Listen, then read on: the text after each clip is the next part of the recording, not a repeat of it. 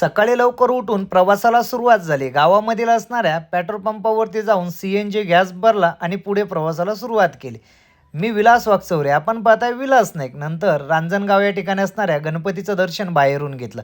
पुढे गेलो होतो, ताईने बॉबीचा पुडा घेतला. दुकान घेतलं की बॉबीचा पुडा घेतला हे काय थोड्या वेळापर्यंत समजलंच नाही.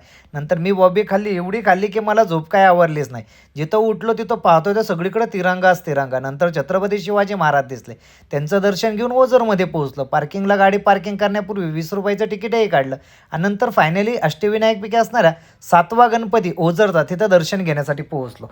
या ओझरच्या गणपतीची आख्यायिका अशी आहे, राजा अभिनंदाने त्रिलोकाधीश होण्यासाठी यज्ञ सुरू केला होता. त्यामुळे भयभीत झालेल्या इंद्राने यज्ञात विघ्न आणण्यासाठी विघ्नसूर राक्षसाची उत्पत्ती केली. पण त्या यज्ञात विघ्न आणण्यास सांगितले. त्याने एक पायरी पुढे जाऊन सर्वच यज्ञांमध्ये विघ्न आणायला सुरुवात केली. यामुळे ऋषीमुनींनी विघ्नसूराचा बंदोबस्त करण्यासाठी गणपतीला विनंती केली. गणपतीने पराभव केल्यानंतर विघ्नसूर गणपतीला शरण गेला आणि गणपतीने त्याला जेथे माझी पूजा आहे तिथे न येण्यास अटीवरती सोडून दिले.